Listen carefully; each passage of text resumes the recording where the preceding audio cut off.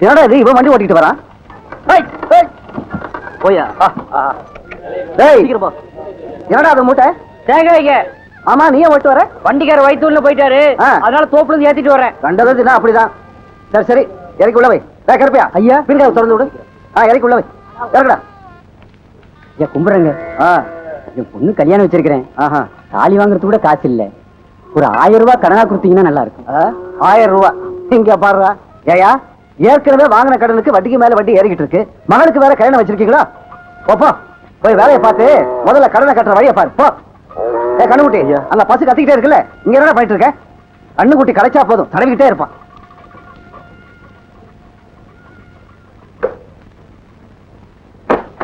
ஏய் இங்கே இருந்து யாரும் வராம பாத்துங்க. சரிங்க.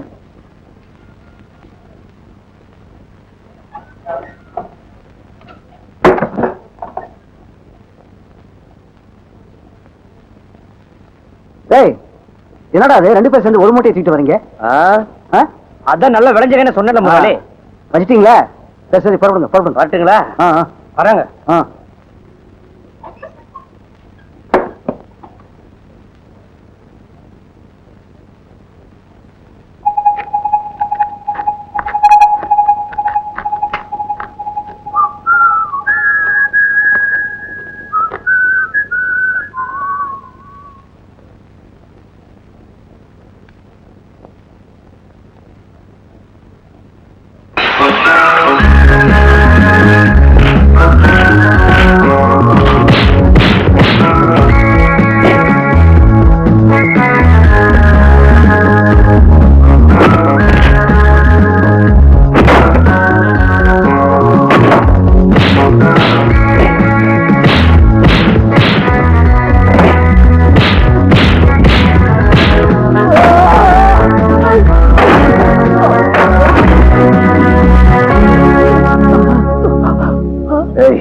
ஏழைங்களோட உழைப்புல வட்டி பணங்கிற பேர்ல கொள்ளடிச்சு வச்சிருக்கிய எல்லாத்தையும் எடு.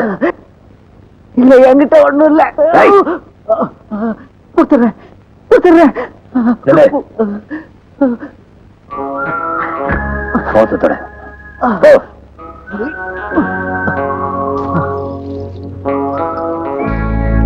உன் பண்ணையில வேலை செய்யற அத்தனை பேரையும் கூப்பிடுறா.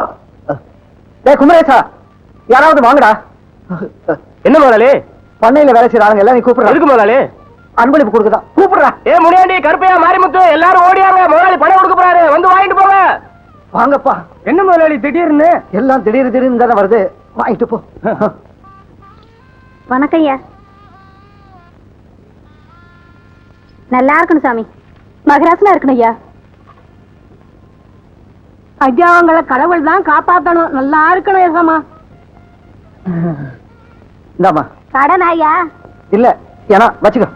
உங்களை கொடுக்க வச்ச தெய்வத்துக்கு கோடி கும்பிடு ஐயா.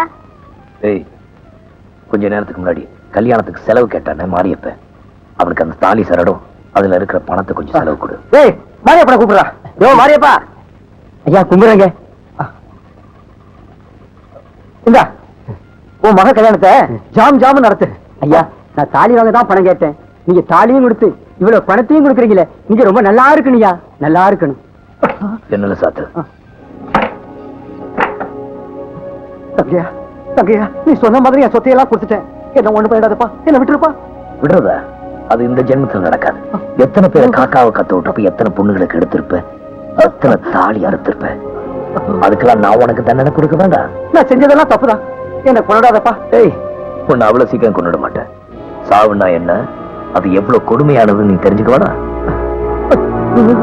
இன்னையில இருந்து எண்ணி 5வது நாள் உன் உசுர் உன் உடம்புல இருக்காது.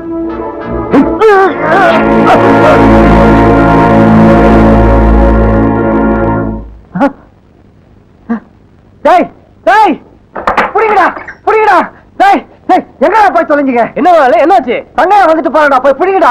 வீடுதான் பூட்டி இருந்துச்சே, எப்படி உள்ள வந்தான்? எப்படியோ வந்தாயா?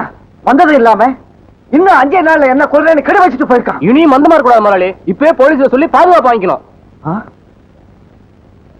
ஓம் நமச்சிவாய, ஓம் நமச்சிவாய, ஓம் நமச்சிவாய. எரும கண்ணு குட்டி திண்ணையில படுத்துக்கிற மாதிரி சுவாமி சுவாமி, அடியனுக்கு வயிற்று பசி அதிகமா இருக்கிறது, கொஞ்சம் ஆகாரம் வாங்கி கொண்டு வருகிறீர்களா? நீங்களும் தின்று விட்டு எனக்கு வாங்கி கொண்டு வாருங்கள். அந்தாங்க. என்ன சாமி சில்லறையா இருக்கு? நேற்றுக்கு வசூல். சென்று வாருங்கள். நல்ல சுவாமி.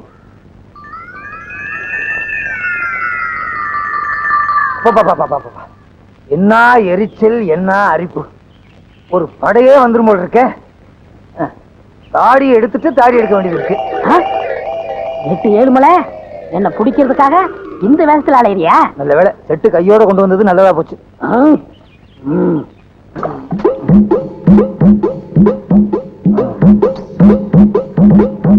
சேவிங் செட்டை இடுப்புல வச்சுக்குவோம். ஆண்டவா, நல்ல நேரத்துல 8-7 மலையை காட்டி கொடுத்த. எப்பா, இனிமே இங்க இருந்து ஆபத்து. அவன் வரட்டும். வாங்க சாமி, வாங்க சாமி. சீவா சீவா சீவா சீவா.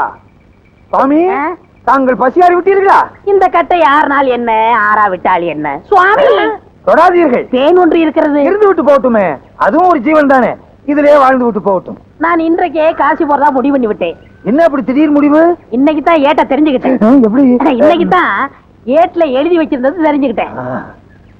எப்படி இந்த திடீர் ஞானம்? உங்களுக்கு இட்லி வாங்க பண்ண இல்லையா, அப்பதான் ஞானம் வந்தது. அடாடாடாடா, புத்தருக்கு போதி மரத்திலே ஞானம் வந்தது, உங்களுக்கு இட்லி கடையிலே ஞானம் வந்தது. யாராருக்கு எந்தெந்த லெவல்ல ஞானம் வருமோ அந்தந்த லெவல்ல தான் ஞானம் வந்திருக்கு. சாமி, இனி ஆசீர்வாதம் பண்ணுங்க. பண்ணுகிறேன் பண்ணுகிறேன். சென்று வாருங்கள், சென்று வாருங்கள். இந்த தொண்டனுக்கு ஒரு குண்டன், சி தொண்டன். ஐயா, நீங்க கும்பகர தங்கவை தான் தேடி போறீங்க? ஆமா சாமி. அவன் இருக்கிற இடம் எனக்கு தெரியும். எங்க இருக்கான்? கோயில் மண்டபத்துல என்ன மாதிரி சாமியார் வேஷம் போட்டுவிட்டு இட்லி நின்னுகிட்டு இருக்கான். கேட்டா சொல்ல மாட்டான்.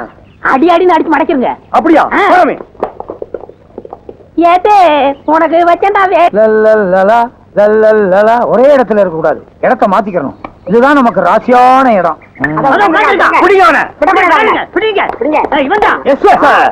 பாத்தீங்களா, போலீஸ் உடனே காக்கா பிடிக்கிறான். இவனை விடவே கூடாது.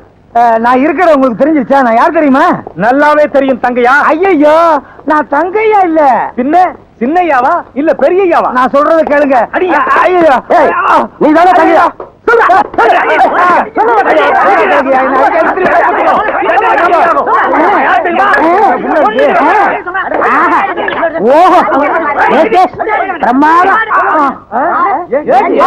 நான் ஏட்டு 7 மலை தான். அட பாவீங்களா, என்ன போய் கும்பக்கர தங்கையான்னு நொய்யி நொய்யி நொக்கி விட்டீங்களா ஐயா?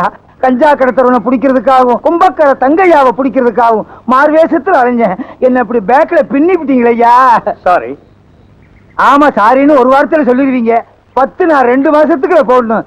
இந்த பக்கம் போய் தேடுங்கய்யா, போங்க. நீங்க இந்த பக்கம் போய் தேடுங்கய்யா, போங்கய்யா. ஐயோ, அடிச்சு என்ன அவ்வையார் ஆக்கி விட்டானுங்களே. எப்ப நான் நிமிருவேன்? அக்கா, என்னடா தங்கே மாமா சின்ன பொண்ணு சின்ராஸ் வீட்டுக்கு வந்துட்டு போயிருக்காரு. என்னடா சொல்ற? உண்மையில சத்தியமாக்கா? இன்னும் 5 நாள்ல சின்ராஸ் உசுருவாங்கன்னு செடி வச்சுட்டு போயிருக்காரு. என்னக்கா, இம்புட்டு தூரம் வந்துட்டு உன்னை பார்க்காம போயிட்டாரேன்னு வருத்தப்படுறியா? இப்ப இருக்கிற நிலைமையில அவரால் எப்படிக்கா வர முடியும்? ஒரு பக்கம் போலீஸ் தேடுது, இன்னொரு பக்கம் சின்ராஸ் வஞ்சம் வச்சிருக்கான். அதனால நீ போய் பார்த்துட்டு வந்துரு. அவர் எங்க இருக்காரோ எப்படிடா பாக்குறது? பெண் குயில் பாடினா ஆண் குயில் பாடாமலா இருக்கும்.